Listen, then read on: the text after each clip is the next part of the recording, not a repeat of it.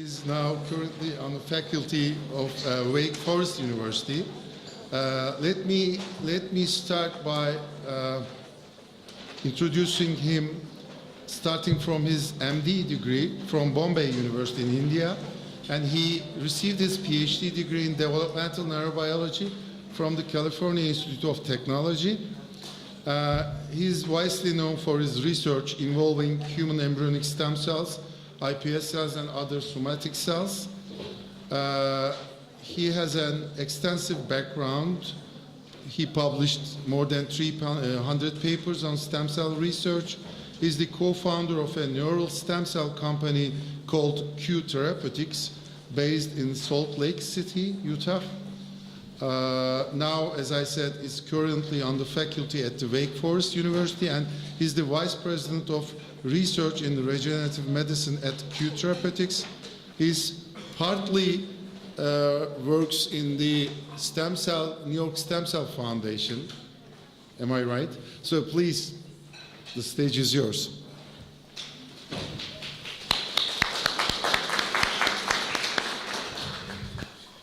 Thank you. It's a pleasure to be here, and I want to try and tell you a little bit about the work. Even though I work in many different places, the goal has exactly been the same, is to see how we can take stem cells of different kinds and translate it into actual use in patients. And to do that, you have to go through specific steps. And today I want to try and tell you about one part of that whole process, and that is you have to manufacture the cells and you have to store them in some way. Because if you want to use them in all the different things that you heard, like Dr. Shi pointed out today, then you need to have cells in sufficient number, and you have to have them in the right stage of differentiation to be able to use them. And he made one very important point I want to remind you of, and he talked to you about the immune system. And he said, even in the eye, which is supposed to be immune privileged, you really need to make sure that there is some kind of match, or otherwise you have to use immune suppressive drugs. I want you to think about this for when you're trying to treat patients. It means either you have to have many, many cell lines, each of which is matched, or you have to make the line from the same person so that you can use the cells from that same person. So one very important problem facing all of us is, who is going to make all of these lines? How are we going to show that they're all the same so that you can use them and trust that they will give you the same result? And who will store all of them? And so people have been thinking about this quite a bit. And here, what you'll hear about is one possible set of solutions. So when we looked to decide who will store all of these cells, we thought, let's think about all the people who already do this. And the one place where people store samples is for bone marrow transplants. And there are two ways that they do it. For bone marrow transplants, either you have a bone marrow registry where you don't actually store the cells, but you call up the person when you need bone marrow, but you keep a record of where they stay and what HLA type they have, so that you can call the right person when you need it. The other way, which was a little bit more recent, was to say, look, another source of bone marrow is cord blood, and you can harvest cord blood at a very early stage, and if you can get enough of it, and if you HLA type it, then you'll be able to you can just call up one bank. And again, I'm not going to tell you about bone marrow transplants per se, but that meant that there were banks which stored cells in large numbers. And they always HLA typed them. They were used for clinical work. So a bank like that could work to store any other cell type, whether it was mesenchymal cells, whether it was any other cells that were needed. And so when we looked at that, it turned out to be true. Cord blood banks actually had started thinking about other things and other tissues that they could store. And here's a list of all the different things that now cord blood banks are doing. Some of them, of course, they're storing not just cord blood, but they're taking cord tissue and storing MSC-like cells or the cord tissue-derived mesenchymal cells.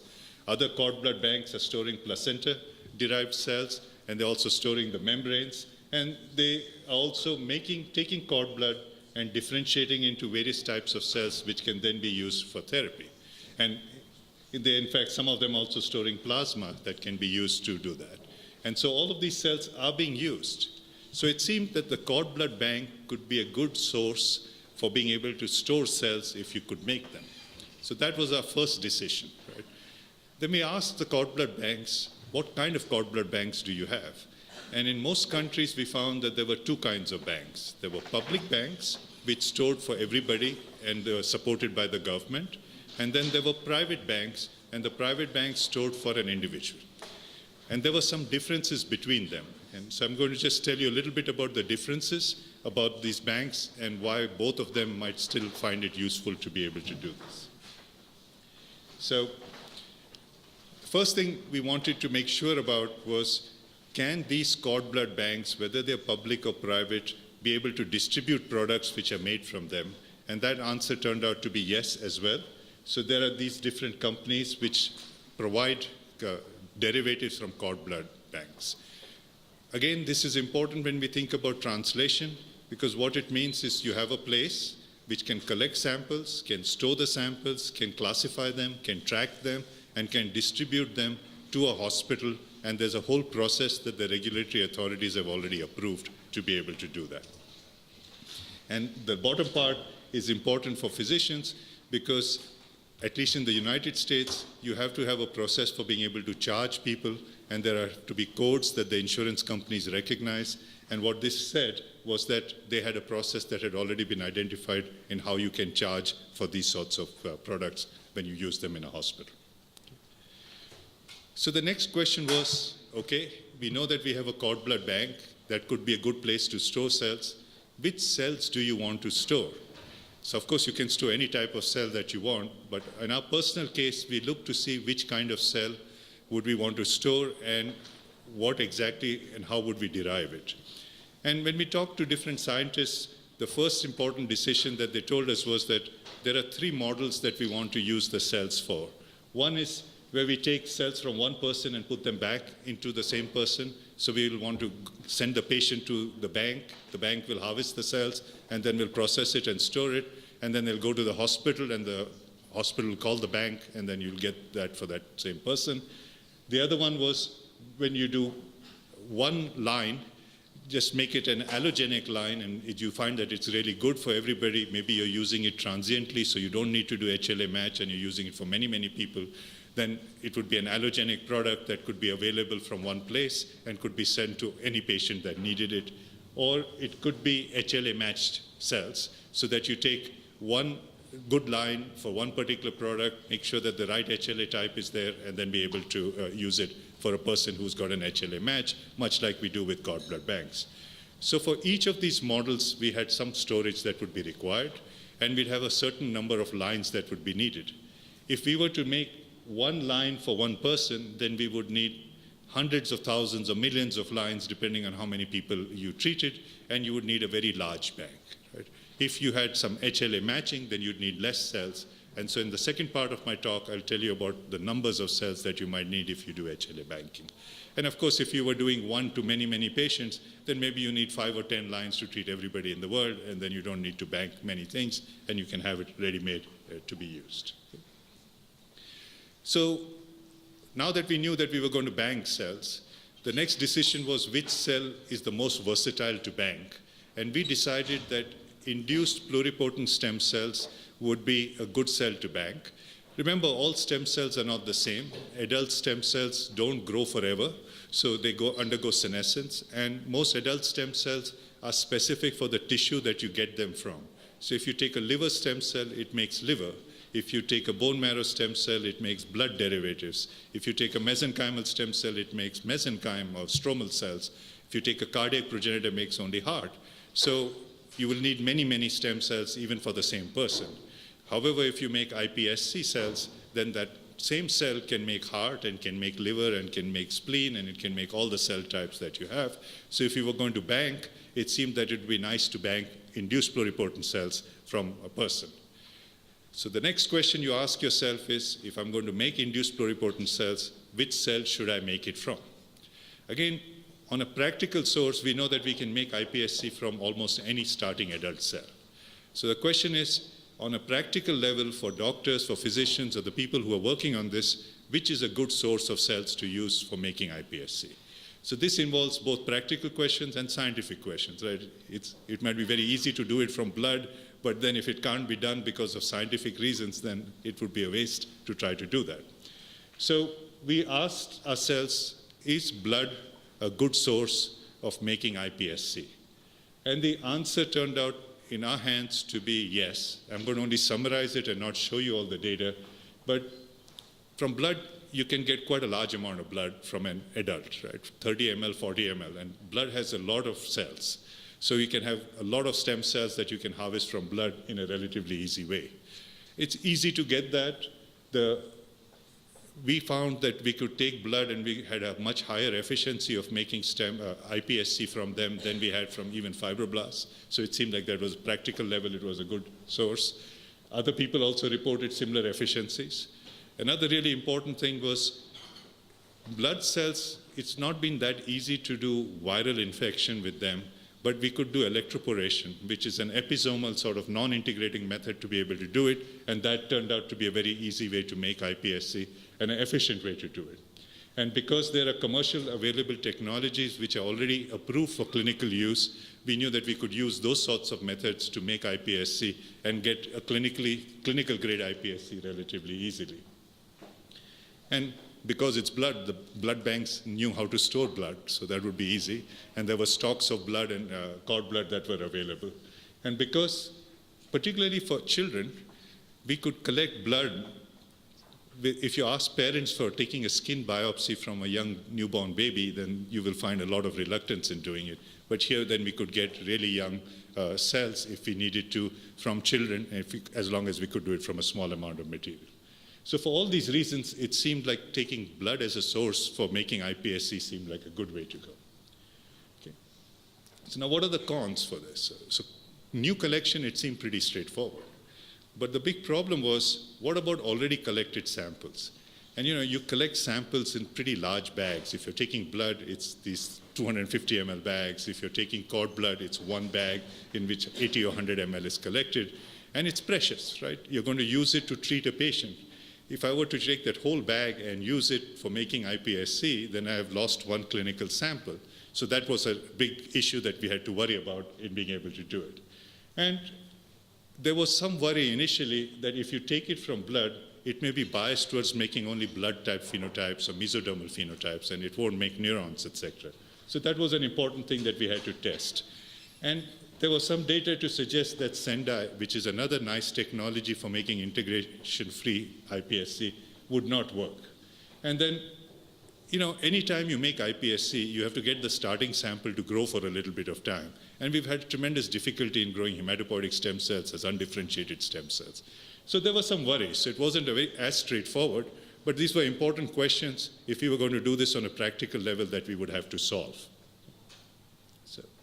So we thought, if we have to solve all of these, let's do the tests, right? We will be able to examine what can be done, and we'll go and talk to the blood banks and ask them whether they thought it was a good idea and whether this would be all possible to do. So I'm going to give you a list of things that we talked to. When we went to the private banks, they said, look, we have a big problem. It's very expensive to do HLA typing on all the stored things we have, but we can accept that we'll start doing HLA typing. But however, if you're making it for that same individual, we'd be very happy because now we can extend the way we do cord blood banking to people and give them an optional service. In addition to collecting your cord blood, we can also take a small amount and make iPSC for use. So they said, this would be a great idea. We'd be very happy to do it. And the public bank said, it's great because we already HLA type. We can actually pick up the phone and tell you which HLA type we'd like to have an iPSC line first to be able to make that line. So both public and private banks said that they were quite happy to do it. But there was an issue with that as well, was can they charge and how will they charge and whether it will be profitable for them, because all banks can't completely run at a loss. They have to figure out whether that will be okay for them or not. So they told us, the public banks told us, we can't give you the whole bag. You will have to figure out a way to do it with a smaller amount of sample if you want to get this done. The private banks said the same thing. They said, we're not going to thaw out a sample and give you a sample from it and then store it back because there's no data that says that that's good quality control. So that gave us an additional issue that we had to solve. But the important take-home message here was both public banks and private banks said, this is a great idea and we'd like to be able to do this. So we then went back and told them, here's the business model. Okay, and I'm going to rush through this because this is not really important for the science, but it just made it convincing to them that there was ways that they could charge, there were ways they could make money, but there was either they were just storing it and providing a service, or they were providing an additional service in differentiating the cells, or they were just collecting sample and storing it so that it could be made iPS cells in the future. Okay. So I'll skip this and then said, so now we had clear criteria. We knew why we should make cells, we knew which source of tissue or sample we were going to use to make the cells, we knew who was going to store them, and we knew how they were going to be able to charge for them. So now we knew that we could try and do the science, right? And make a list of all the things we needed, the paperwork we needed, and how we were going to start going ahead and doing it. So I'll just skip all of this because it's already been done, to say that there was a list of issues. All of them have been solved. You had to get the right consent. You had to make sure that you got the right permissions, etc. to be able to do it. You had to find the right GMP criteria that could be used. And you had to make sure that the regulatory authorities said that this was an okay way to do it. Okay. When we looked at all of this, we came up with some different methods on what we needed to do and solve as scientific problems. So we needed small amount of cells. So the first thing we did was to look at how few cells we could use to make iPSC, starting with blood. Okay. Starting with stored blood that had been used, or stored cord blood that had been used. And with Sendai virus, we found we could use 50,000 cells. 50,000 cells is less than 1 ml of blood, okay, in being able to do it. This was exciting, but this is a big problem. I just told you earlier that Sendai virus is not easy in terms of being able to use it for some legal issues and for some issues with blood cells on a practical level and persistence of Sendai virus. So even though this worked, we had to think about electroporation as an alternative. But we knew that theoretically, we could start with these many cells and do this. So the second thing we did was to look at electroporation, and we found that if we couldn't do it with 50,000 cells, but we could do it with 200,000 cells. So 200,000 cells is just about a little bit more than 1 ml of blood. So we knew that we could do it between 1 to 5 ml of blood. And the reason why I'm saying 5 ml rather than 1 ml is because when you're doing this on a regular basis, you can't afford failure, right? So you have to have a backup. So we always keep a backup, right, of a sample when we make this so that you're sure that when you make it, you'll be able to get that done. So we knew that we could do this. Then we had to, if it's 1 ml or 5 ml, we had a big advantage now. If you look at the way cord blood or blood is stored, there's always some blood in the tubing. You know, whether it's a cord blood bag or a tubing bag. So we could cut that tubing. Normally they keep that extra for doing any tests that you might require without having to thaw out the bag. So we tested whether we could just cut out that tubing and we could take out the blood and use that to make iPSC lines. And the answer was yes, so we could do that. So that was very exciting. So we knew that we weren't going to sacrifice the whole sample to be able to do that. So this first part seemed okay. The next question here was this big problem here.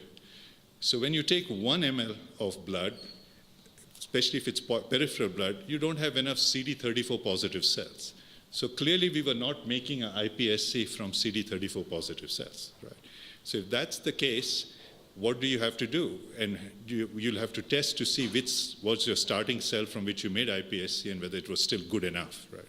And the big worry here for people who are not familiar with this is T cells and B cells are an important part of your blood components, and they undergo a genomic rearrangement because of the receptor that's expressed on those cells.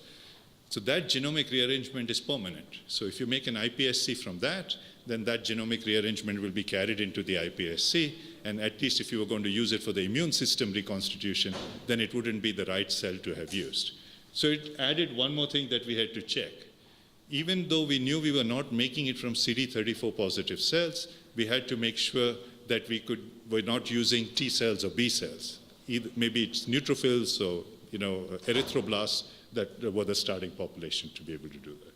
So I'll tell you really quickly on how we went ahead and did all of this. So the next few slides, I'm not going to go into any detail, other than to say we tested all of these systems and showed that we could get some efficiency and settled on episomal vectors of a particular kind to be used here. And they were a little bit different from the Yamanaka factors in that we had to modify them. So it's a 5 plasmid system or a 6 plasmid system rather than the 4 vector system that was used to be able to do that. we looked to see whether we could use the standard processing that the cord blood banks did with Ficol density gradient, or whether we had to use something special. Did we have to fax or bead sort? And the answer was that we could use standard process cells which had been stored and shipped in a standard way to be able to make the cells.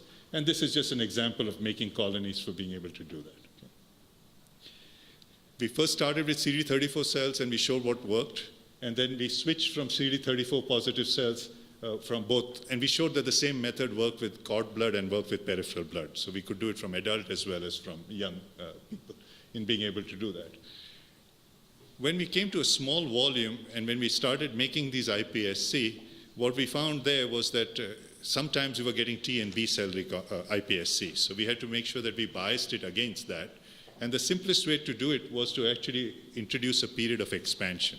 And we used a cytokine cocktail which biases it towards making neutrophils and making erythrocytes. And when we did that, then we didn't get any iPSC which were derived from T or B cells without having to do purification. So that became a very simple way that we could do that.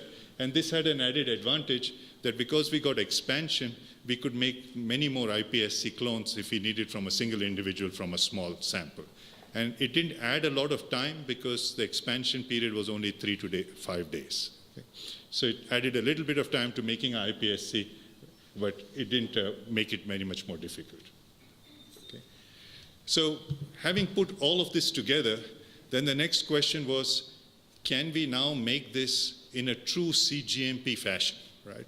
And again, this means all the reagents have to be identified, the appropriate certificate of analysis to be made, you make it in a cGMP facility, and you train personnel to be able to do that. And I talked a little bit in detail in this in the conference in Antalya, so I won't go over that, except to say that it worked. Okay, so we were able to make lines, we used cord blood and peripheral blood to do that, and we used frozen cord blood samples, and we used fresh cord blood samples, and in both cases, we were successful in making iPSC. And that's all reported here and how we did it, et cetera, and which process we used. So I won't go into any more detail, other than to summarize and say, this tells us that we can make iPSC, we can make it from cord blood, and cord blood banks are a good source of being able to bank the cells and distribute them should you want to do that. Okay. So the next big question here was, okay, we can do this, we can bank the cells. Can we automate this whole process so that it becomes easy and we can reduce the cost for doing it? And again, I'm not going to show you all the details, but the paper has also been published on this. We set up an automated system where we make the iPSC in a 96-well plate. So now we can make, one person can make 96 lines from 96 different people at the same time, and we can now do it over a period of 3 months, and then it's all closed system handling. And because you can do that, you can now make lines in a relatively easy and cost-effective way. We are not the only ones to do it. If you were there at the Antalya meeting, Oliver Brussel, who is in Bonn, talked about them also developing an automated system to doing this. I always like it when more than one group does it, because then you know it's not some magical thing and that only one person can do it, but that is something that's easily reproducible. So I'll skip this. I'll skip these slides and say, so now we knew that we could make iPSC. We could make them relatively cheaply, we could make them in the right system, and we knew what was the starting material and source for being able to do it. And there are several groups now which are moving forward to being able to do it. So the next question was, how many lines should we make, right? And you can imagine that the private banks were very happy with saying we'll make it for every individual as long as they have the money to do it, but we didn't want it to be only that. We wanted it to be available to everybody, and the cheapest way we could think about this was to say somehow we have to be able to match cells. So the first big question was, what do we have to match and how much do we have to match, right? And I'm going to quickly go through some theory first, and then give you some calculations of numbers. Okay, so bear with me, even though it's not real data. Okay. So we know that the reason why your body recognizes something as foreign is because of the MHC system. You have class 1 and class 2 antigens, and if you were to donate a kidney to someone, and if there was a mismatch, there would be acute rejection. And then there would be a chronic rejection if you could overcome that acute rejection. And you can tolerate a certain amount of mismatch, as long as you can give an immune suppressive drug, but then you have to take it for the lifespan of the individual, right? And the best results from bone marrow matching have been when you do 10 out of 10 match in the MHC system. And the MHC system, luckily for us, is on chromosome 6 in humans, and it's all in tandem. So that's one region on the chromosome that you can look at. So we said, look, if we have to match, we'll need to match the HLA system. We know that there's blood group issues as well when we have a mismatch where you can get rejection, so you have to match the ABO system. And in transplant studies, it's been shown that while you can do male to female or female to male matches, there is a small but detectable issue with the efficiency rates between cross-sex transplants. So it's not major, but it's something, if you've got a choice, maybe you may want to make lines which are both from male and from female, if you can do that. So we wanted to look at all of these things to be able to do it. When we first decided that we were going to do this, lots of people told us there's no need to match because there are several other strategies which will work in not require matching. And so I'm just going to list them here and tell you what people have tried and what may or may not work. And the only reason I'm mentioning all of this is that don't assume that HLA matching is the only solution. There may be other solutions that you may be able to work with, right? So if you've got a blood relative or you've got a twin, then you don't need to do any matching or don't need to worry about this. If you transplant before the immune system is developed, so if you were doing surgery for children and you could do in utero surgery or in utero transplants, then you don't need to match because your body thinks of it as your own. If you transplant into a true immune privileged site, then you can do localized immune suppression and you don't have to worry about matching. If you co-transplant with immune modulatory cells, and there's a lot of excitement in organ transplant with doing that, then you may not need to match. You can do localized immune suppression. CTL blockade or anti-T-cell receptor therapy has been quite useful in showing that you can tolerate some amount of mismatch. There is a tolerization to ABO blood groups, so you might not have to make as many cell lines. You can add Tregs that you identify which are antigenic and do that. Or you can do bone marrow transplant at the same time as you're doing a tissue transplant, and that allows you to have chimerism, and so you don't need to match. And then, of course, there's a way that you could just take your iPS cells and knock out that whole chromosome 6, right?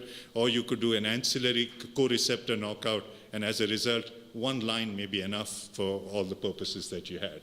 And you could also generate dendritic cells, which is another way that people have done it. And there's a way you can regenerate the thymus so that you can process and kill off all the antigenic cells that would respond to your tissue to be able to do it. So looking at all of these, our assumption was, while it's all exciting and it's going to take some time before we know that's true, at least this we know works from all the bone marrow transplants that have been done. Okay. So we then said, let's calculate based on all of this, how many lines will we need to make. Okay. And I'll skip this and just say, people did some theoretical calculations. And the way you do this calculation is very straightforward. You look at all the data you have on bone marrow transplants and organ transplants where you have to do a full match and ask how many individuals there are in your registry which would allow you to make that match. Now you can go back and say, also, if there was a match with this particular HLA sequence, then how many people will it match? And it turns out that if people are homozygous at one locus of the 5 different HLA A, B, C, D, DR locus, then they can match many more people, right? So if you identify these so-called super donors, then one single super donor may be able to match like 5% of the population, right? So if you could calculate that and search through your registry and make specific iPSC lines from the right kind of donor, then you would have to make relatively few lines. And people went through their bone marrow history and transplant history and organ transplant history to calculate the number of phenotypes that you would need. And this is work that was, this is from Japan. And Japan is relatively homogeneous, so you would assume that the number of lines they would need would be relatively small, and that turned out to be true. You needed as few as 10 lines to cover 60% of the population. Okay? So 10 iPSC lines with the right critical HLA type would be enough to provide coverage for 60% of the population in terms of doing tissue transplant with a full match. Right? And if you had to go to 90, of course, the numbers rise, but even then, it's still not that much in Japan. But Turkey is not like Japan, right? India is not like Japan, so how many would you need for that? So the next group of people who looked at this was, this was data from the UK. And in the UK, the numbers were a little bit larger, but they found that if they had about 100 lines, they could cover 80% of the population. Okay? So 130 lines was what they thought would be a good number that could be used to be able to do that. Okay? So getting 100 lines and being able to find them is not difficult, and people looked to see whether they could find them, and they actually made a list of the different kind of conserved haplotypes that they would have to look at, and what percentage of population, and then how many such donors were available in the World Bank registry of bone marrow donors, and the numbers are pretty large. So it was pretty clear we'd be able to identify those donors and be able to do that. We did the same thing with the cord blood banks. The cord blood banks don't have 17 million donors, right? They have much fewer. But the largest private bank in the United States is CBR, and that has about 600,000 samples. The public banks together, each bank, the two biggest public banks in the United States have about 200,000 samples each. So we asked, can you identify these kind of critical donors in these cord blood banks or in this bone marrow registry? And the answer was yes. So a single large bank generally has sufficient donors that you can identify these super donors in reasonable numbers to be able to do that. So for example, for the commonest donor, there were 17 samples in the cord blood registry, which is the private cord blood bank that I looked at. And people then calculated which one would be the right super donors to use. Okay. And that's the number that, these were the top 15 for the UK population or the European population that they calculated that would tolerate this with a zero HLA mismatch in the UK. So it's all exciting. It tells you that we have the right numbers that you're looking at, and the numbers are reasonable. And remember, I told you that we can make, in an automated system, 96 lines at one time, right? So 150 is not a big number, right, to be able to do that. So there was still a problem, right? And the problem here was, yeah, it's great you talked about UK and you talk about Japan. What about places where there's a lot of mixture of people, right? California is a good example of that, right? In California, we have people from Taiwan, from China, from Korea, from India, from Europe, right? All in the same place. And there have been many mixed marriages as well, right, as far as things are concerned. What will be the numbers for a true representation of that population? So the California Institute of Regenerative Medicine then did a study along those lines to ask what would be the numbers. And luckily for us, it turned out it's not that many more, right? So they looked at all of this. There's a way to do the calculation, and this is published, so I won't go through in any detail. But the important thing was that as long as you assume cis and trans matches, then the super donors were different for California. And there's a very important point I want to make here for this. But this list was also relatively small, and the total number, depending on the assumptions you made, were in the range of about 200 lines. So it was not that bad at all in terms of being able to do it, even in this sort of much more complex, heterogeneous sort of population that was there. But this is the data I want to emphasize here. It meant that you couldn't depend on some other place making the right iPSC lines. If you decided you wanted to have iPSC lines in your country, you'd want to make sure that you had the right super donors that were appropriate for your country. So each country should make a bank, right? But you may be lucky that this bank may be useful by chance with some other country. So you should also have a way to coordinate all the cells that you make so that one bank can share lines with another bank.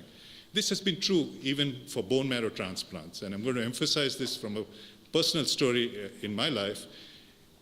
I was in India, and one of my family members, not an immediate family member, needed a bone marrow transplant. So they went to the Indian bone marrow bank, and actually the best match they found was in Germany.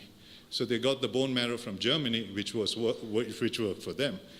There were rules which allowed you to ship the cells from one country to the other, and that allowed us to be able to do this in a relatively painless way. So I would emphasize that that's the other important thing you need to consider, is that if you're going to make a bank, you have to think of a country-specific bank, and you also have to have arrangements for international cooperation so that you can then share the lines with other countries as well. And there's a big effort, and I'm just going to give you an example from Argentina. So Argentina has a large indigenous population, so they had to make the same calculations, and they looked at it, and the government there decided that they were going to set up a haplobank much along the lines that was there. They found that they had to, at least 30 lines had to be made to cover 40% of the population, so they started with that as a budget. And there's an international group called the Global Alliance for iPSC-based Therapy, which is looking at how to coordinate work between the various countries which are making haplobanks. Okay. In the last few slides, do I have time or should I? Yeah, you have time? At least 10 minutes. Okay, so the last slides, I just want to say, I want to point out a couple more things about the utility of having a bank like this. Right? So the one big utility of having a bank like this is that, one, you have a choice. So a bank allows you to have stored cells so that somebody needs something in an emergency, you can give them the cells. You can also use the same bank to make a personalized line for diseases where you have enough time, right? Remember, it takes, even though I told you that you can make lots of lines, each line has to be characterized and tested before you can use it, and then you have to differentiate the cells into the right cell type before you can actually transplant or use for anything. So that time period in our hands is about 8 to 9 months. And it's very hard to shorten that time period because you have to do a lot of quality control and testing to be able to do that. So that's an important piece to keep in mind. And then secondly, if you're doing it for personalized reasons, then it's likely that the source, you may carry a disease or a mutation which is specific for you, and then you would have to actually either correct that or you would need to go to a haplobank and get a match sample to be able to get those things done.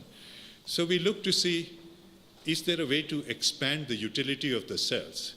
And the one thing that you heard about, there's a lot of excitement about, is this thing called gene editing. So gene editing allows you to go in and precisely correct whatever defect there is and do it at a relatively high efficiency. And I'm going to skip a little bit of all the different kinds of gene editing that can be done, and I'm going to focus on something which is practical and immediate, right? So there are 3 different methods that you can use for gene editing. There's something called zinc finger nucleases, which was described first. Then there's something called TALENs, and then there's CRISPR and Cas9, which is useful. In general, there's a rule of thumb. Making knockouts is much easier than making knock-ins. And for each site that you want to do a correction, you have to do some design and test work to be able to do it. So that gave you some disadvantages of being able to use it for therapy. So we looked at all of this and said, well, if this is the case, why don't we use the cheaper shortcut, at least for some diseases? We will identify one site. We will only look for diseases where there's a missing or loss of function, and we will just insert a replacement gene. But we won't insert it in the right site or the right gene locus. We will insert it in any place in the genome, just like we do with viral-based therapy or gene therapy, but with one caveat. Because we are designing these gene editing tools, we can go into a specific site. So let's first identify a site in the genome, which is relatively safe, doesn't cause damage to any surrounding gene, from which the expression is high, and it doesn't get shut off.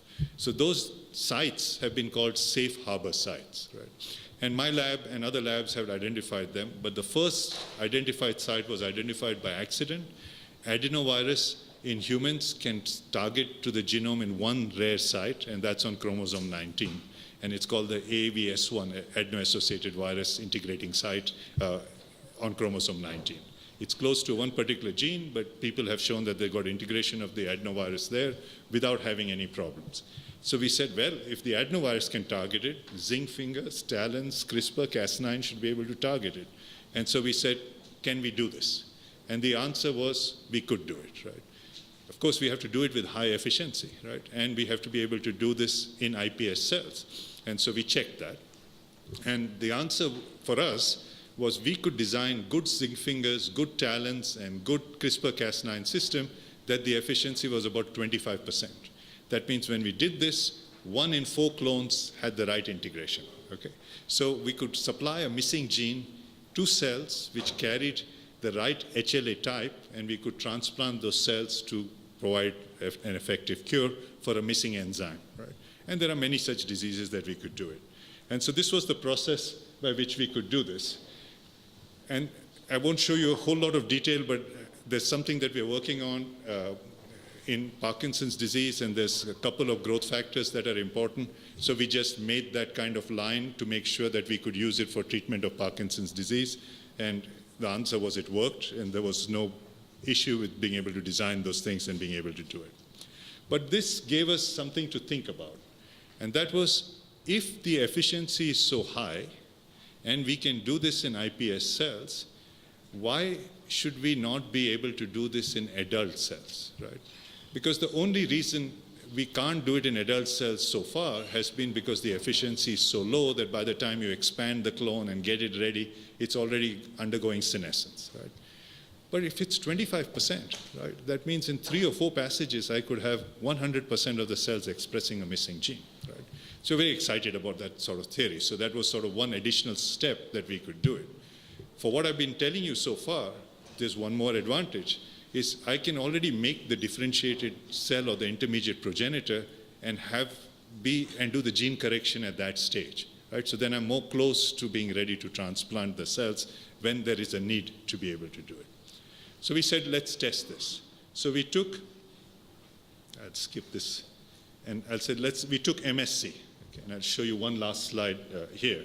So we took adipose-derived stem cells, and we took bone marrow-derived mesenchymal stem cells. And we said, let's see if we can engineer in this safe harbor site. Okay. And let's also be even more aggressive, right? And let's see if we can select and we can get enough cells so that we can expand them enough and still be able to get them for therapy. So we harvested the cells and we targeted them, and in this case, instead of using a therapeutic product because we wanted to measure everything, we used GFP, right? So we targeted it, and then we selected it, and this is what you're seeing. So greater than 90% of the MSC population, so an adult stem cell population, can be targeted in a safe harbor locus, and you can select the cells and still retain activity in being able to make ectoderm, endoderm, and mesoderm. We've done this with neural stem cells as well, and we know that that works as well for this site. So right away, we think about this and say, tomorrow we can go out and treat sickle cell anemia, right? Sickle cell anemia, for a lot of you don't know, there's a lot of people are trying lentiviral therapy. You take CD34 positive cells, and then you transfect them with lentivirus, and you get expression, and then you can put them as bone marrow back. So I said, look, we could use this, right? And we should be able to do it. And we ran into one major problem. And I'm mentioning this because it'll tell you what we're trying to do. For bone marrow deficiencies, a lot of the diseases, you require really large amounts of protein for getting, hemoglobin is made in really large amounts, right? You're making grams. So when we did this targeting in this site with a single copy, the amount of hemoglobin that we were making was not enough for getting any kind of repair. Even for bleeding disorders where there's a complement deficiency where you need much less, we were just getting barely enough, right, given the number of cells that we could transplant to be able to do this. So what we needed to do was to find another safe harbor site with a stronger promoter that we could use to get really high levels of expression. And that turned out to be an important thing to do. And so we've been searching for this. We found one other site which has a 10-fold higher expression level than this, which is on chromosome 13. And that works quite well in terms of being able to provide that kind of therapy, but it's still not good enough for treatment of sickle cell anemia. But we're now looking to see whether we can get to a specific site to be able to do that. And other groups are also working on that. But already we are at a stage where we can now treat several things where the requirement for the protein levels is quite low. Okay? And the other important thing we did was to transplant these cells to make sure that the reporter and the gene was not silenced after transplantation. So that's a really important thing. So I'll skip this to just say that that's a big focus on the future work, is to be able to see whether we can do this and get the efficiency high enough to be able to use it for the diseases that probably all of you think of more important than the rare enzyme storage disorders that we're looking at.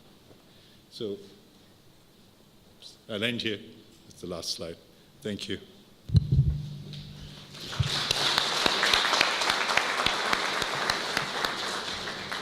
Thank you very much for your very informative talk. So let's get into the discussion part. Do you have any questions, comments, or contributions? Yes, Tin? You might have the microphone if you want. Thank you. One group in China can actually derive cells from urine, and which can be the source for generation of the iPS cells. If this really work well, you can screen the whatever the HL type from college students. They should be willing to donate the urine, right? That's easy, and you can generate bank them. Yeah, so we've looked at that, and it turns out that you get smaller number of cells, so you have to expand them for a certain period of time. Okay. But the urine cells are pretty hardy, right? Because they've already been exposed to a relatively stressful environment. But once we expand them, we can make iPSC from them. So it's a good alternate source where you don't even want to collect blood, for example. Yeah. But blood is a little bit quicker because the number of cells that we can get. So. Any other question? Hocam, Ali Bey.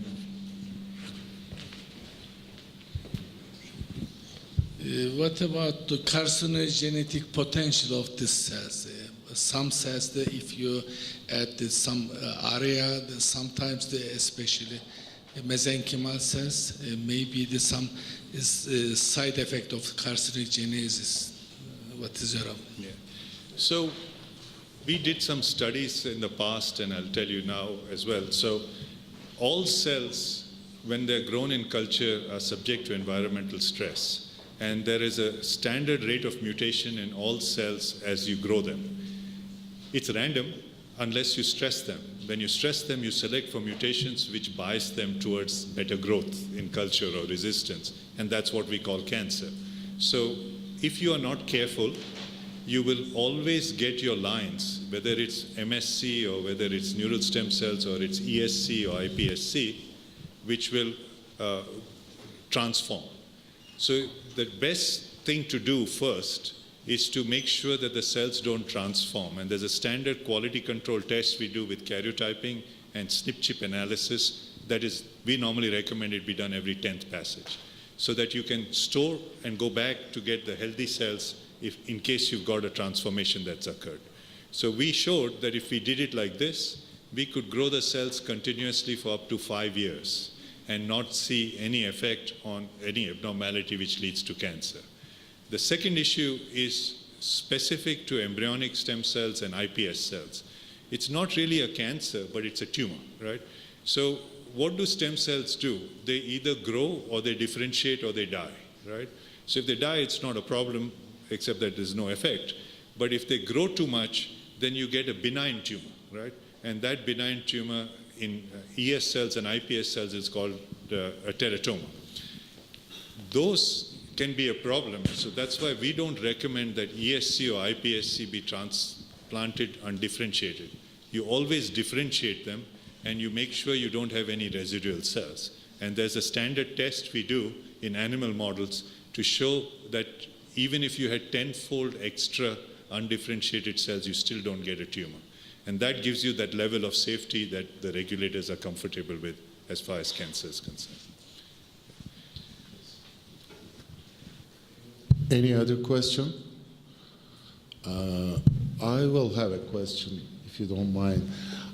So I understand that we came to a point where universal donors versus the autologous iPS cells are concerned. So we have to a cross-section. We are in a cross-section. We have to decide whether we're going to take the cells from the diseased patients, make their own iPS cells, and bank them, which is very costly, right? Or we're going to take like 50, depends on the population, or 60 samples, 60 lines, which will be, of course, again, a very expensive initiative. So my question, actually, there's a nationwide project in Turkey. It's called TÜKök project. So the major governmental body is taking cells from donors, the volunteers, and make the haplotyping. So we are in a kind of database in our head. It's going to be like 300,000 over the next 5 years or so. So do you think that is it going to be realistic to use these cells to make these lines, for example, like 60 lines? Do you think that the Turkish government will go this way for the next 10 years or so? So we have to convince the policymakers to do that. So here's my feeling. In my personal belief is that autologous cells from the same person will probably be better than even HLA match cells, even if it's a 10-to-10 match. And the reason for this is, again, from bone marrow transplants, the data is clear that if you had a sibling or a twin transplant, then that is better than a 10-to-10 bone marrow from an unrelated donor. And the reason is because of what's called minor HLA antigens and innate immunity responses that people have described.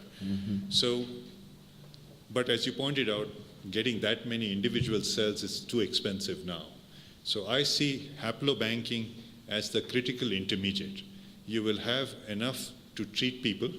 It will not be the absolute best, but you will have the expertise, and just like with everything, costs will come down, in being able to do it. Even for us, when we started, our costs were maybe 10 times more than they are now, to be able to do it. I told you, we can now make 100 lines for the same cost that we could make one line before when we had one person doing that. So I think this is a good strategy to go by. You will have a banking effort, you will have minimum number of lines that you can use to treat people, and in the future, if the cost, everything is not prohibitive, you'll be able to go to true personalized medicine. Right. Okay, thank you very much, Dr. Rao. Okay, let's move on to the next speaker. Our next speaker is Dr. Wei Li from United States. Dr. Li received his medical degree in 1997 from Zhejiang University School of Medicine in China and his PhD in neuroscience in 2003 from the University of Texas at Houston. He completed as a postdoctoral fellowship at Northwestern University. He is currently a senior investigator and the chief of the retinal neurobiology section at the National Eye Institute at NIH. Dr. Li, please.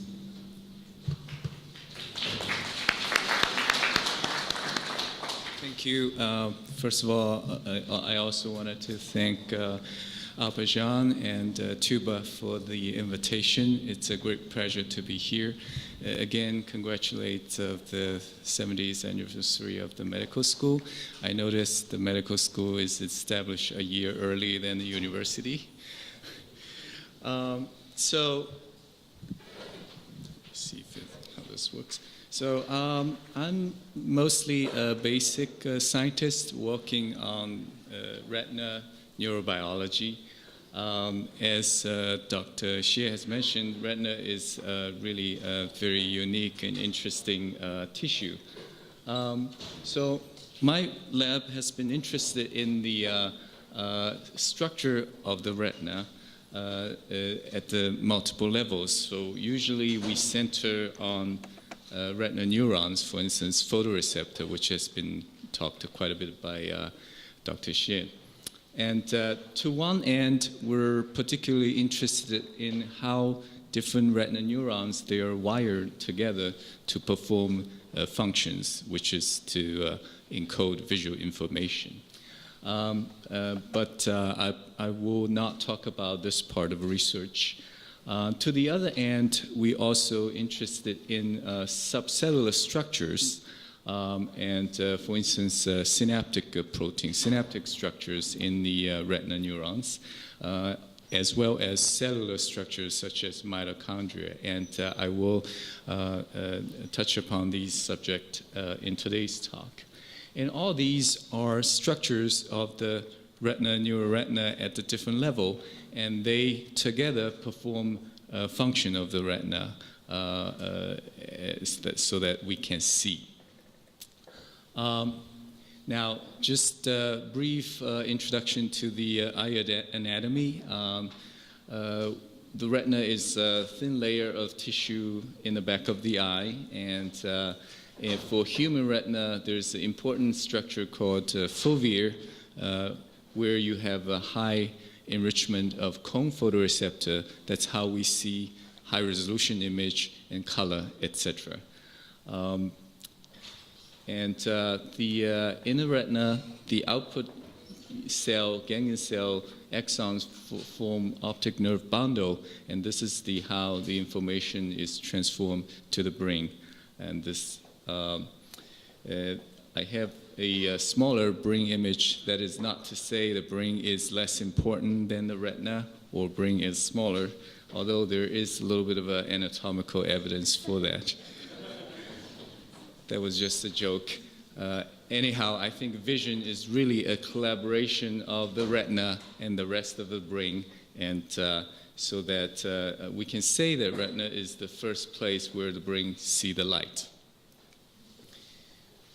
So if we, as Dr. Shears pointed out, the retina is really a very beautiful piece of a neural tissue. If you look at the retina in cross-section, you see that it's an incredible, beautiful, layered structure.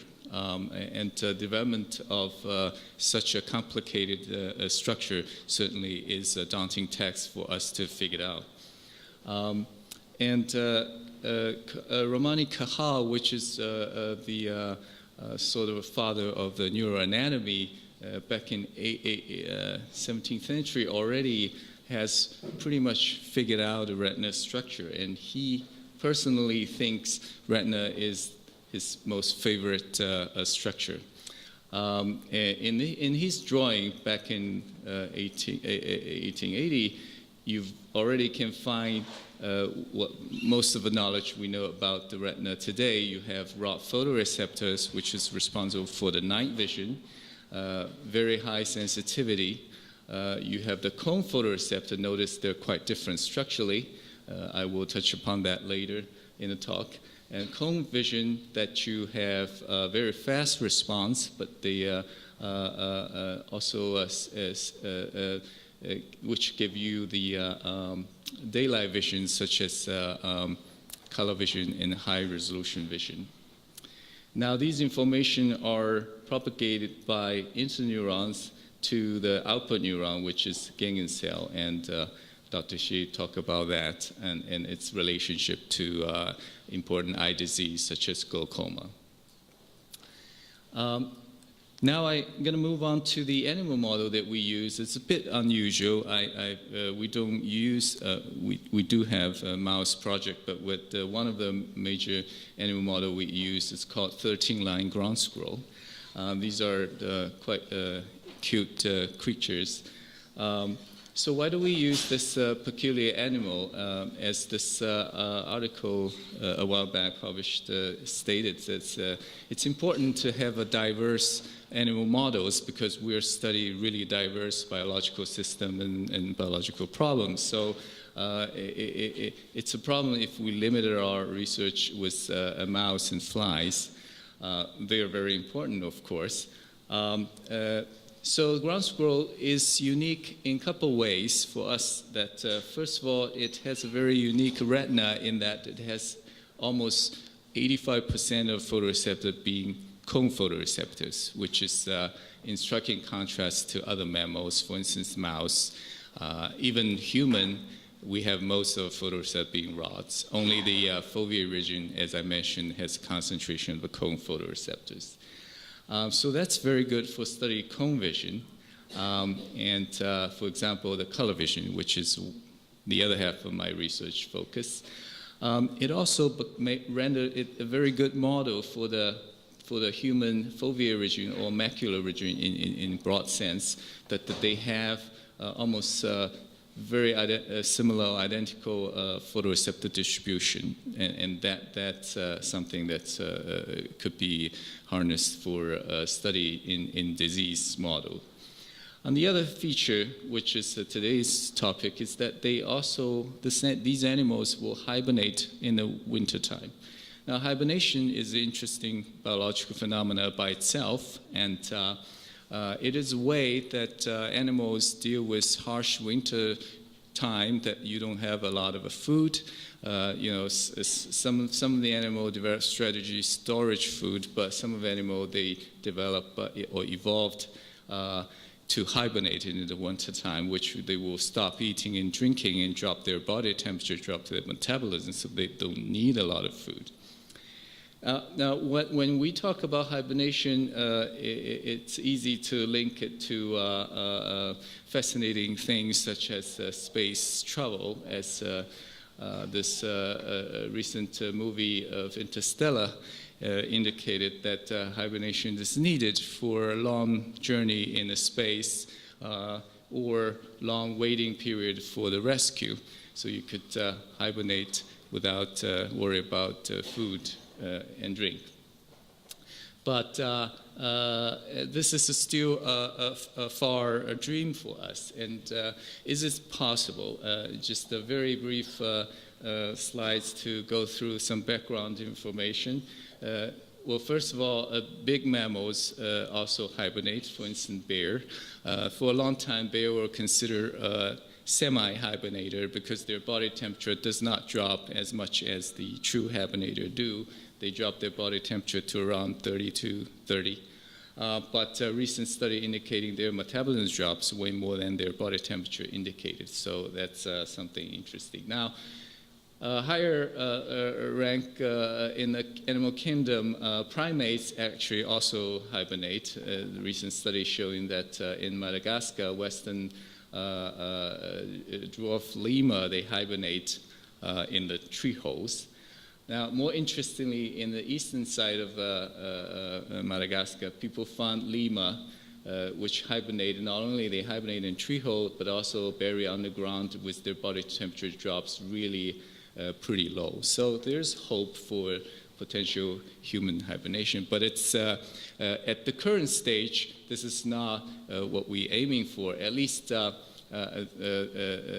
in the near future. So here I just want to point out one literature published in Nature recently identify a cold shocking protein that potentially could be beneficial for treating neurodegenerative disease. So what they did, this group author, is to took the phenomena of physiological structure plasticity during hibernation, the synaptic change during hibernation, and identify molecules that could be used to regenerate synapse in neurodegenerative disease, namely Alzheimer's disease in this study. So for our lab, because I'm at the Eye Institute, I'm particularly interested in adaptive changes happens during hibernation in the retina, and with the hope to identify strategies of those animals coping with those really dramatic metabolic challenging condition during hibernation. This is, I think, interesting and important because many of the retinal degenerative disease rooted from metabolic stress and challenge. So I will go very briefly. All of those data has not been published, but I will just briefly go through some of the plasticity or changes that we identified in the retina, and then move on, more focus on the reason or the future that we're going with using the iPS cell line to study this interesting biological phenomena. So at first I would tell you a little bit about what we find at the cone photoreceptor, how during hibernation the synapse changes to cope with the metabolic challenge conditions. And the second part, I'll tell you a little bit about the mitochondria structure functional change during this process. And the third part, move on to kind of leading into the future work, continuous from what we're doing now. So it has been reported even back in 70s, when people look at retina in a hibernating condition, animals, they have some change in the synaptic structure.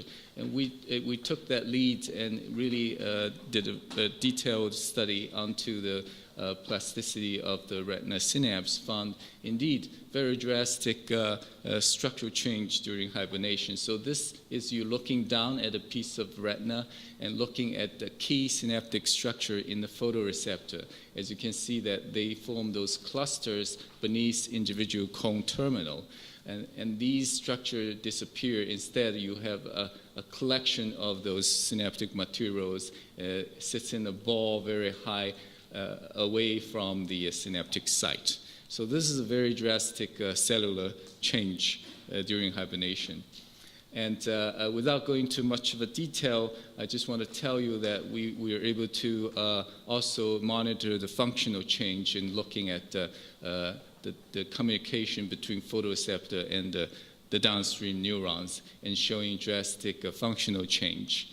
And the conclusion we draw is that those type of plasticity allows the retina to not only maintain the basic function, but also to decrease the unnecessary energy expenditure on those functions that normally is important for the animal, but maybe not so during hibernation. So that way, they could save a tremendous amount of energy when they're hibernating. Now, because of the energy issue, it triggered us to look into the source of energy, of course, mitochondria in those neurons. As you can see, this is again a cross-section of photoreceptor layer in the ground squirrel retina. You see that mitochondria is heavily concentrated in this inner segment of photoreceptor. It's so dense such that we were not able to study that quantitatively with light microscopy. So we use a new technique called serial block phase scanning EM, in which you have a tissue block sits in the scanning EM chamber, and then you image the surface of the tissue, and then diamond knife, you scrape off the surface of the tissue so that you can image the next layer. So it's the opposite of the traditional TEM, which you cut first and then you image. Here, you image first and then you cut. The good thing is it's all automatic, so you have the machine run and you can generate a large data set like this that was well-aligned tissue structures in EM.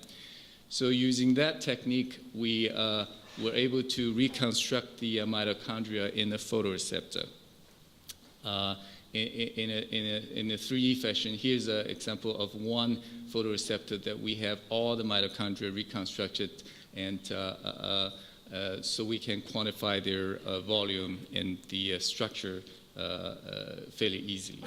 What we notice that indeed there's drastic change between awake and hibernating animal. They decrease in volume, decrease in surface area, meanwhile they increase their number, indicating they're dividing.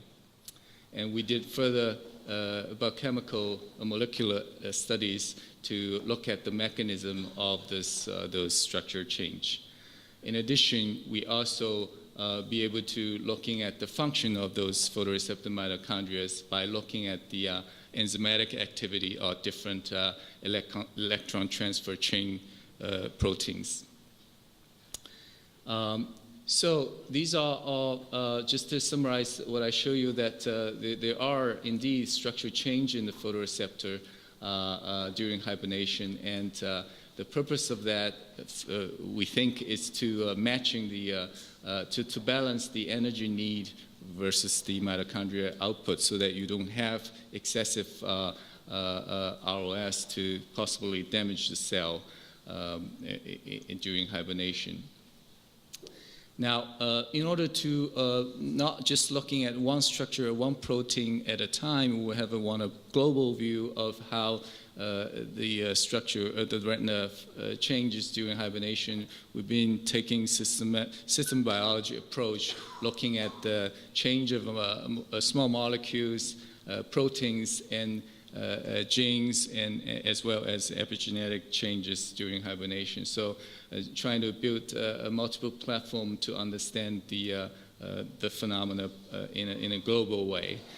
So here's a data set that we've acquired from transcriptome, proteomics, and the small molecule metabolome data. Just give a brief example of what we can see with the small molecule profiling, that we look at the animals at different hibernating stages and profile their small molecule distribution. As you can see that with the principal component analysis, we can easily separate the groups. And just to give you one example, that we see a clear uptuning of antioxidant system while animals hibernating, suggesting the animals indeed under some sort of oxidative stress. In the gene profiling data, we also see quite drastic change of landscape of the gene expression, which is a surprise to us. We're expecting more of post-translational modification, but indeed it is actually a lot of gene modification. So with all those data in hand, we really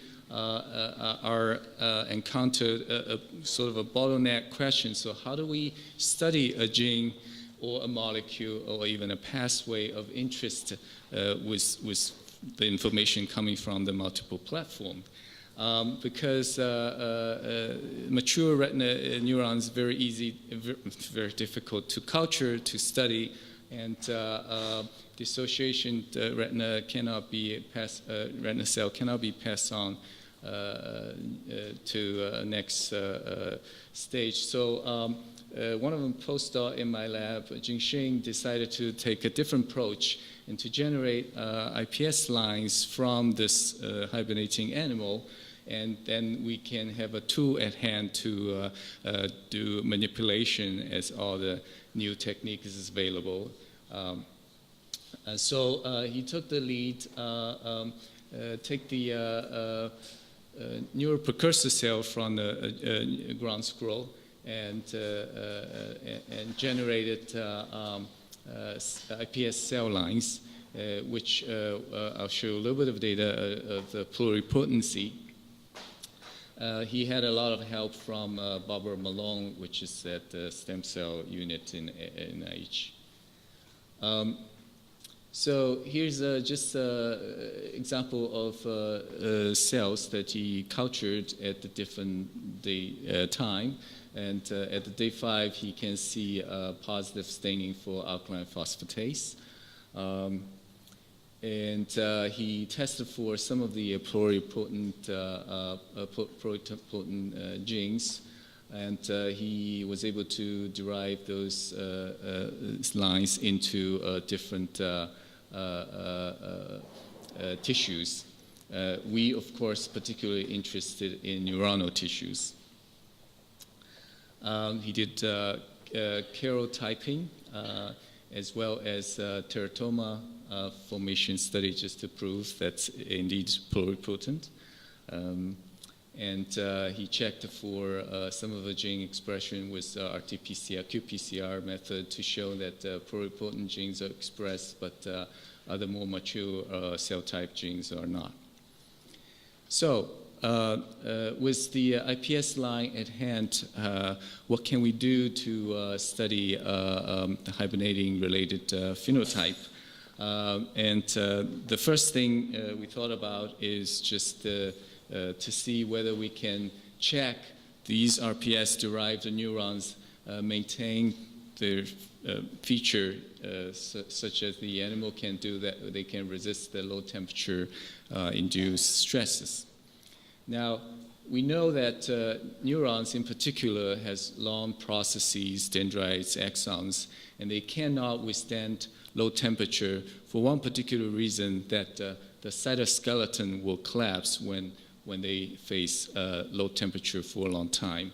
And that's indeed the case. If you take human iPS-derived neurons and culture them at a low temperature overnight, you see that the cytoskeleton collapse completely. But this is not the case for these ground squirrel iPSC-derived neurons. We can see after overnight cold temperature culture, they still maintain their cytoskeleton very well. And if we look at into a little bit of detail, we also look at the distribution of mitochondria, and you have mitochondria at some other sites as well as along the processes. But after low temperature culture, you lost the cytoskeleton, cell just collapsed into pretty much only the soma, and also you have a clumping of the mitochondria. Whereas ground squirrel iPS-derived neurons looks pretty healthy after overnight cold incubation, indicating that indeed these ground squirrel iPS-derived neurons maintained their intrinsic feature of cold resistance. In fact, these neurons can go on to up to 5 to 7 days without collapsing their cytoskeleton. And so clearly there's a difference between human neurons and squirrel neurons in terms of their cytoskeleton features. So we look at a little detail of the tubulin, which is the main structural unit for the cytoskeleton, such as dendrites that we've seen. We saw some similarities. For instance, of course, you all have, they both have beta tubulin. And however, some difference.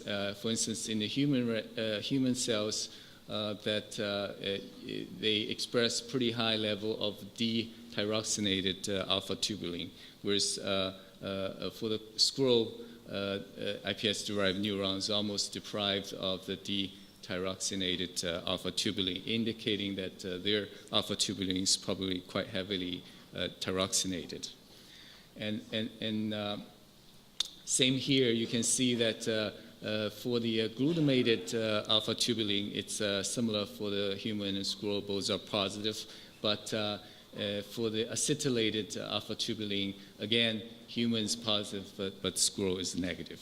So just a brief summarize that we do see that there's some different features of tubulin between the human and squirrel iPS-derived neurons. And we also started to screen potential pathways involved. We found that using a MYC1 inhibitor, we can sort of eliminate the squirrel's cold resistance capability, such that after a day of a cold incubation, the squirrel cytoskeleton also collapses. Now, and indeed, the squirrel iPS-derived neuron express phospho-ERK1 and 2 in normal condition. As a control, though, we have to show that other manipulation or other pharmacology manipulation, such as FGFR receptor inhibitor, GSK3 beta inhibitor, and TGF beta inhibitor has no impact on those neurons' co-resistance probability, the capability. Now, just to summarize, I think I've shown you that we found in the retina during hibernation there's quite drastic plasticity structurally and functionally, and we believe the systematic biology approach is a good way to identify underlying mechanisms. And we developed the iPS cell lines from ground squirrel retina. We can use this as a tool to further discover the pathways and molecules and genes involved. Just a little bit on to what's further going on in this line of research. We, of course, will be further exploring the cytoskeleton unique features of the hibernating animal, and we have acquired RNA-seq data from both squirrel iPS-derived neurons and human iPS-derived neurons under two conditions: normal temperature culture and versus low temperature culture. So we are analyze the data. We are also interested to further differentiate those IPS lines into retina cells, as Dr. Xie has talked about a lot. Of course, this is different cell source, but I think with the technique we can do that, and then to look further at those more mature, more retina neurons derived from those cells and see how their features help them to survive the metabolic challenging conditions in cold temperature. And also, I want to point out that, again, this is from a cone-dominated species.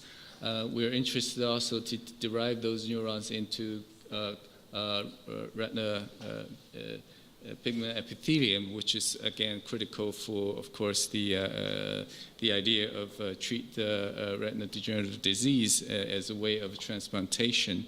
For that, I wanted to point out one thing that seems to be ignored or not paying attention to. The people tend to think that the retina pigment epithelium is a uniform cell sheet, which I personally will disagree. If you look at the human retina, that in a very center fovea area, as I mentioned, these are all cone photoreceptors, and they're very different structurally from rod photoreceptors. The RPE photoreceptor interface is very different that we know for a long time in many EM structures, EM studies that are different from the interface between RPE and rod photoreceptors. Only you go to the very peripheral, then you have majority of rods. So if we derived a uniform sheet of RPE cell from, say, fibroblast, we do not know whether they carry the rod RPE feature or more of a cone feature, because their molecular machinery has to be different too, because for the phototransduction, the rate of phototransduction is drastically different between these two types of cells. So I think we should pay attention to the difference between these. Therefore, I think our IPS cell line, for which we could possibly derive further differentiate into RPE, will be useful to study more of the cone RPE feature and draw a comparison between the rod RPE that I think most of the fibroblast-induced IPS cell for the differentiated RPE will be of. And very last point, also these cell lines also could be used to derive into other systems, cells that people are from different discipline will be interested, because there's also a lot of unique features beyond the retina or neural system, that the liver, the muscle, they have half a year of not using the muscle, but there's no atrophy. And their liver also has very unique feature. We probe a little bit of autophagy, significant increase of that. So these lines could be potentially useful for those study. With that, I would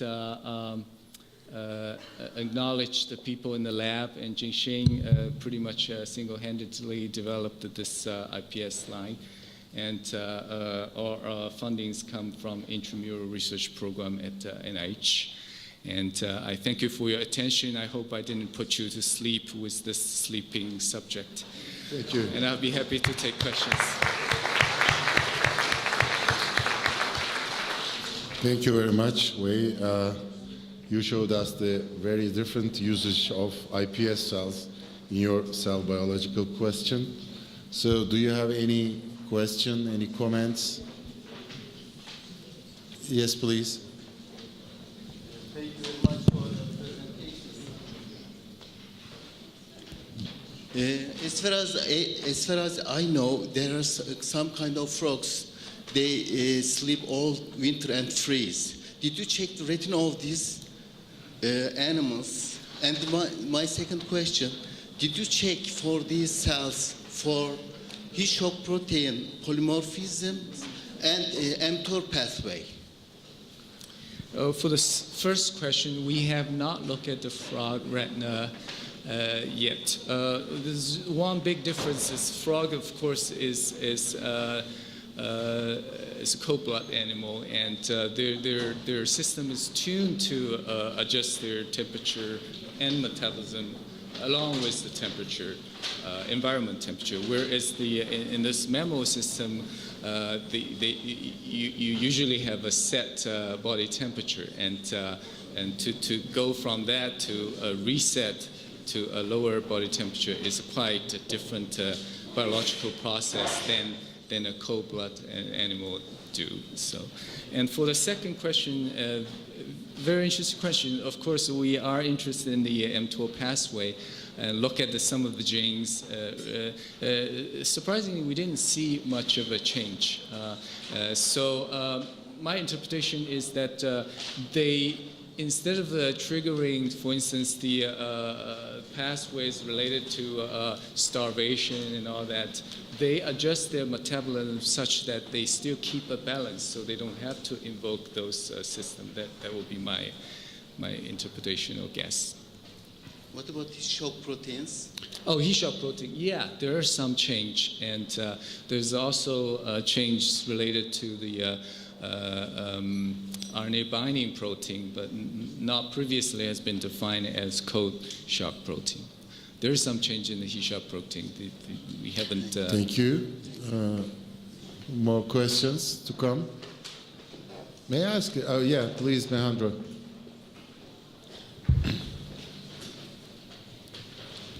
I mean, you have such a beautiful system where you can compare the response of the human iPS-derived neurons versus the ground squirrel. Right. So have you done the sort of mix and match? Can you take conditioned media from one and see whether it modifies the effect, or screen for drugs which might do that? Right. So I showed a little bit on one side so that we can sort of pharmacologically transfer the squirrel phenotype into human one, that they become more cold, non-resistant.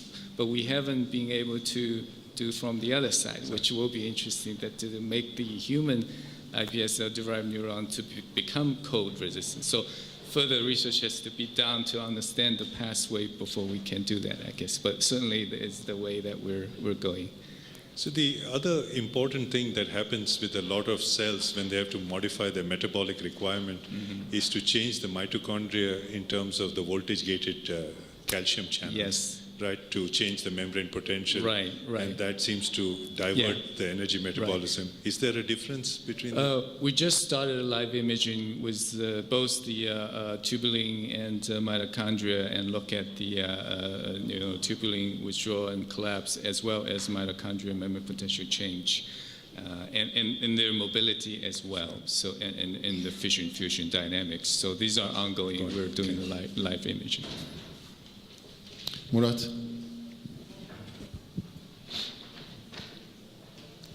Very interesting talk. Have you looked for the ECM surrounding the cells? Any change when changing the culture conditions?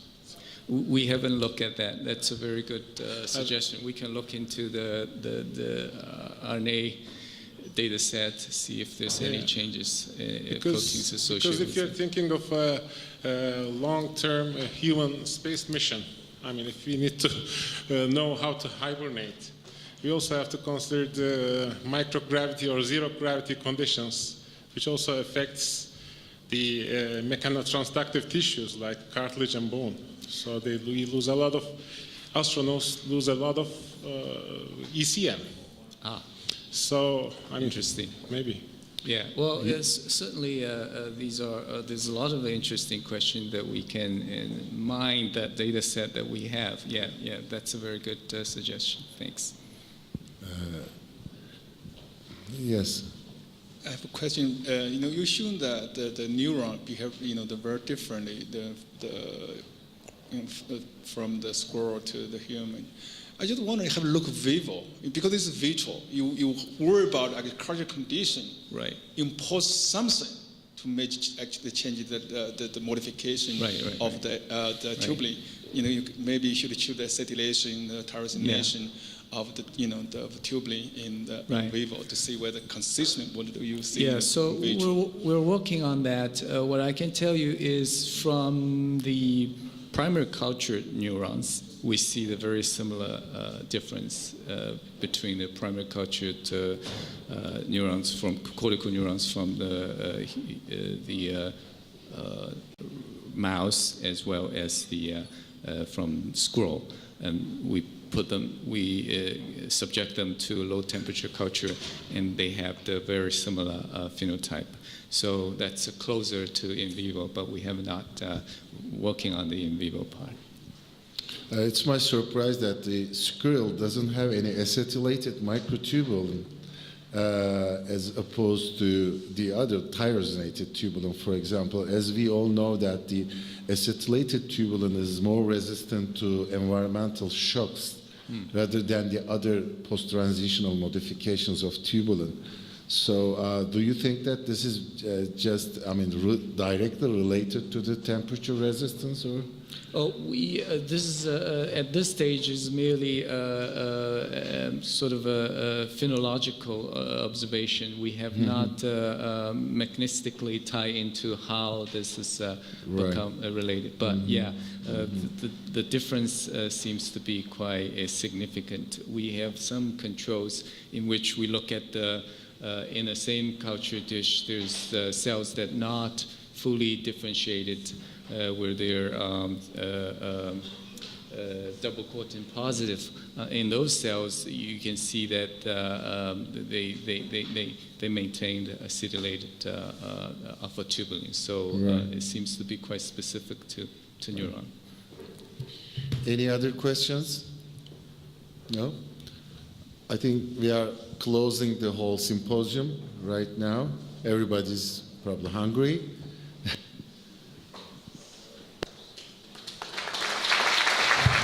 Evet, teşekkür ederiz efendim. Ben kendi adıma ve TÜBA adına teşekkür edeyim size katıldığınız için. Bir başka TÜBA toplantısında tekrar görüşmek dileğiyle. Hoşça kalın.